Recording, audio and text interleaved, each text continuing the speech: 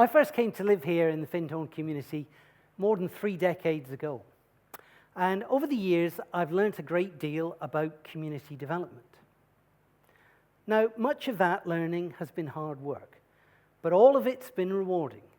And I'd like to offer you this evening a few insights that may help to explain why things work the way they do, or don't work, as the case may be. I think I should confess right from the beginning that some of you may end up thinking that the title of this talk is a little misleading. So I want to begin by saying something about what I understand to be spellcasting. I need to be perfectly clear with you, I do not own a magic wand.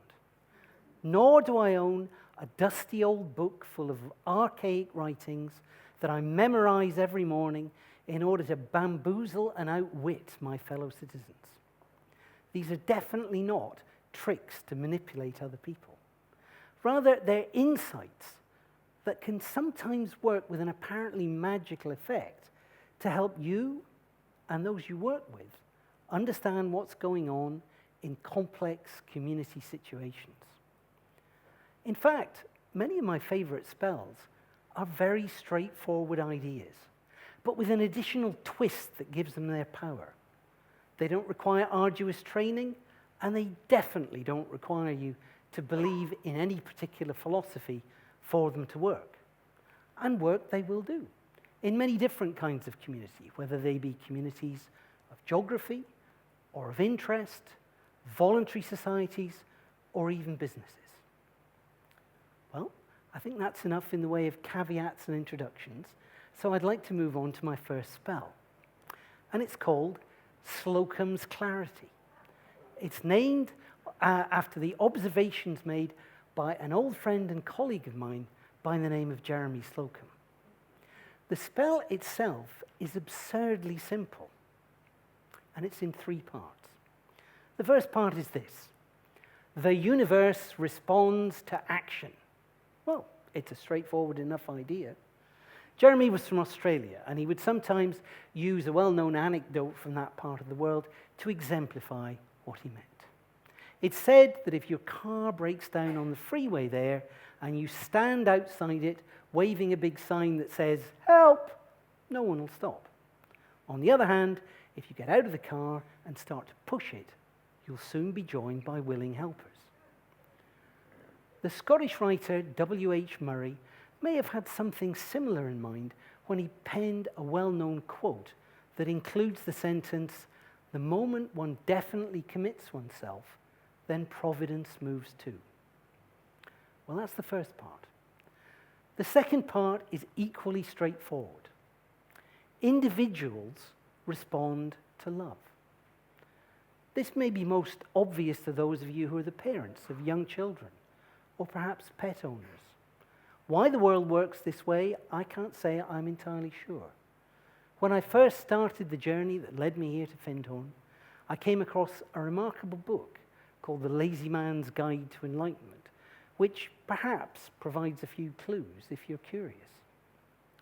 But now we move on to the third, final, and crucial part of this spell. The community responds to clarity. In troubled and difficult times, in any community that you may be part of, whether it is a school society, a sports club, a tribe, or a trade union, you may find yourself in a situation that is complex and hard to grasp and difficult to find a solution for. It may not matter very much if what's required is a plan of action to deal with this crisis. It may not matter how much you love that community or the individuals within it. It may not matter how willing you are to roll up your sleeves and take action on its behalf. What really may be required is the gift of clear communication. Now, this is an easy spell to understand, but it can be surprisingly difficult to put into practice. It's never easy to boil down the complex and hard to grasp into a clear plan of action without losing important nuances. Although happily, the spell itself provides a useful example for you to contemplate. Another example was provided long ago by an amazing spellcaster by the name of John F. Kennedy, when he said, "Ich bin ein Berliner." One simple sentence, but the entire world knew what he meant. My second spell this evening is called Wood's Marvellous Matrix, and it's based on the work of a respected academic by the name of Michael Woods.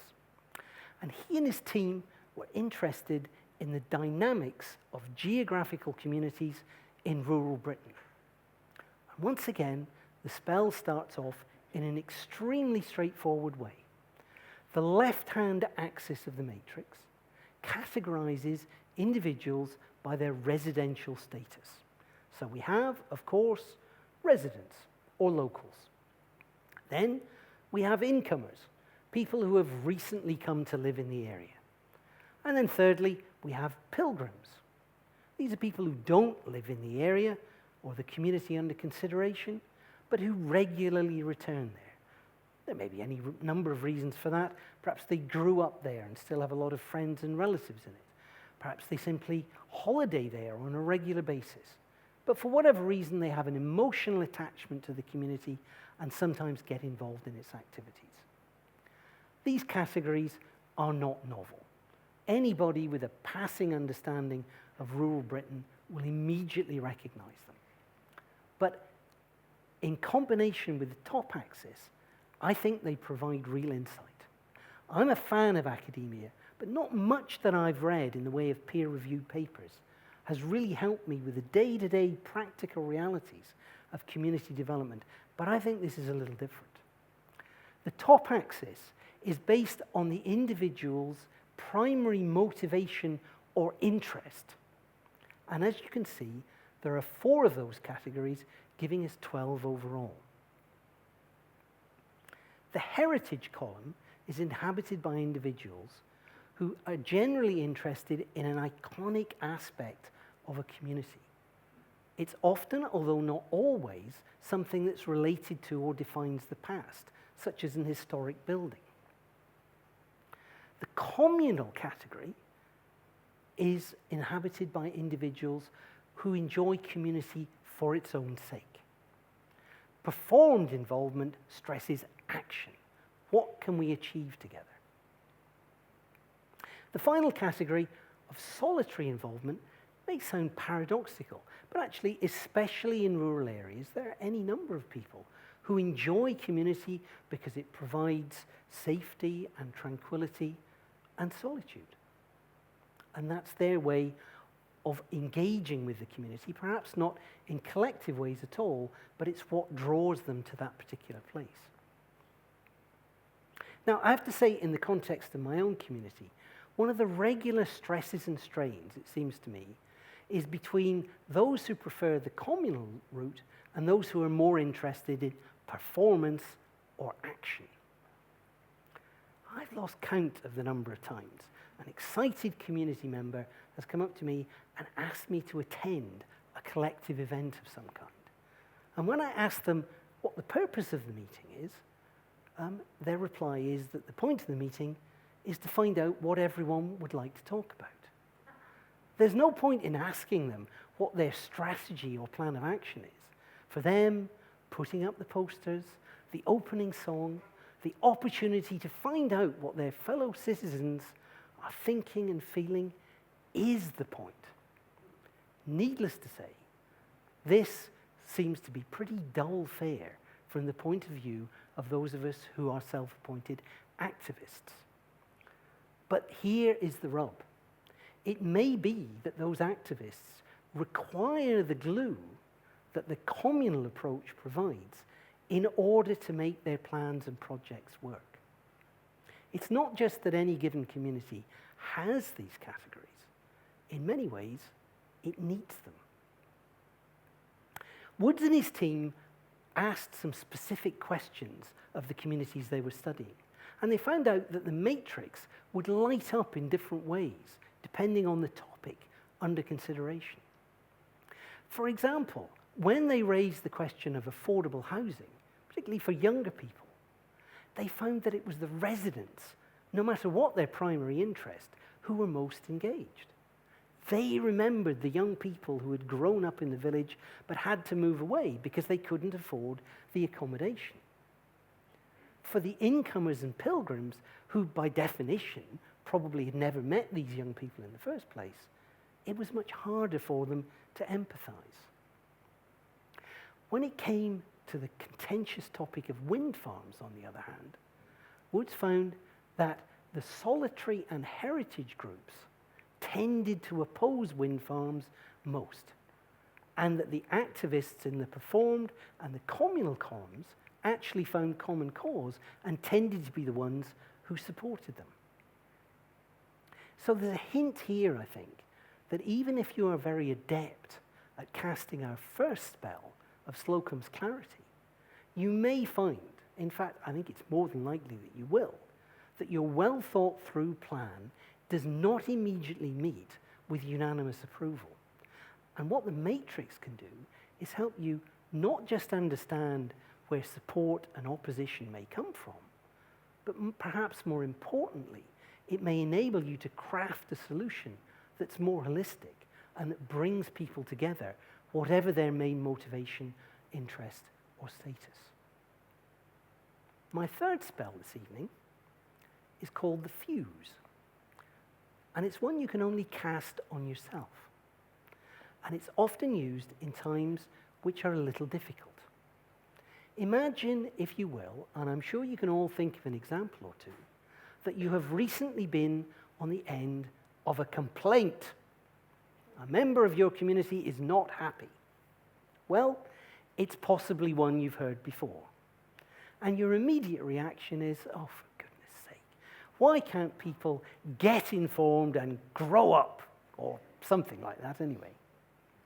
Well, fair enough. That's a normal human reaction. But as a spellcaster and a community leader, it's sometimes useful to look a bit more deeply into the problem. If a fuse in the electrical supply to your house keeps blowing, you don't blame the fuse.